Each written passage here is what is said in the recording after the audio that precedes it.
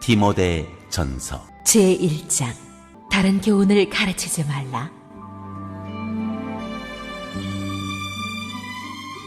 이솝우화에 나오는 도끼와 거북이 이야기 다들 아시죠?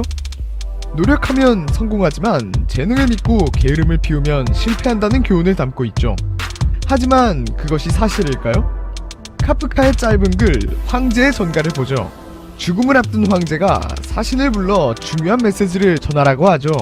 사신은 명을 받고 황제의 침실에 나섭니다. 그런데 침실을 벗어나려면 수많은 방을 지나야 하죠. 황제의 궁궐에 나오면 두 번째 궁궐이 있고 또 계단이 이어집니다. 그 궁궐을 지나면 또 다른 궁궐이 나오죠. 사신은 가까스로 궁을 벗어나지만 엄청난 크기의 도시와 마주하죠. 사신은 아무리 노력해도 그곳을 벗어나지 못합니다. 노력하는 사람이 반드시 성공하는 것은 아닙니다. 그래도 노력한 사람이 실패한다는 사실을 인정하고 싶지 않죠. 그래서 사람들은 카프카의 이야기보다 이솝우화를 더 좋아합니다. 2010년 3명의 심리학자가 두 가지 이야기를 가지고 실험을 진행했습니다. 26명의 참가자에게 토끼와 거북이 이야기를 읽게 하고 다른 26명에게는 카프카의 이야기를 읽게 했죠. 그랬더니 카프카의 이야기를 읽은 사람들은 거부 반응을 보였습니다. 자신의 믿음과 일치하지 않는 이야기를 받아들이지 못한 거죠. 믿음에 맞는 정보만 받아들이고 어긋나는 정보를 거부하는 심리를 확증 편향이라고 합니다. 확증 편향이 강한 사람은 자신에게 유리한 정보만 받아들입니다. 또 자신의 믿음을 뒷받침하는 증거만 수집함으로써 잘못된 믿음을 합리화합니다. 설령 진실을 마주한다 해도 그 증거들을 비판하고 왜곡하며 반대 증거를 찾기 위해 골몰하죠. 종교적 신념이나 정치적 신념을 가진 사람일수록 확증 편향이 심합니다. 2016년 미국 연구팀이 40명의 진보주의자에게 정치적인 문장과 비정치적인 문장 8개를 보여주었습니다. 정치적인 문장은 총기 규제를 강화해야 한다. 비정치적인 문장은 에디슨은 전구를 발명했다. 같은 것이었습니다. 그런 다음 그 의견을 반박하는 문장을 보여주었습니다. 총기 규제에 반대하는 사람에게는 총기 범죄의 98%는 도난당한 총기에 의해 일어난다.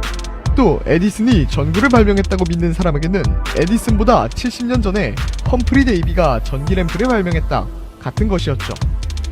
참가자 대부분은 비정치적인 이슈에 대해서는 자신의 견해를 바꾸었습니다. 전구를 처음 개발한 사람은 에디슨이 아니라 험프리 데이비라고 생각하게 된 것이죠. 하지만 정치적인 신념은 바뀌지 않았습니다. 총기 규제를 반대하는 사람은 반박 문장을 본 후에도 자신의 신념을 고수했죠. 연구팀은 참가자들이 반박 문장을 보는 동안 뇌를 촬영했습니다. 그랬더니 정치적인 반박 문장을 보았을 때 뇌의 편도체와 내섬엽이 활성화되었습니다. 이 부위는 위협과 혐오감을 느끼는 부위입니다. 사람들은 정치적으로 다른 의견을 접했을 때 곧바로 적으로 간주해버리는 것이죠. 정치적 신념은 디폴트 모드 네트워크라 불리는 영역과도 관련이 있습니다. 이 영역은 종교적 신념처럼 자신의 가치관이나 정체성과 관련이 있는 곳입니다.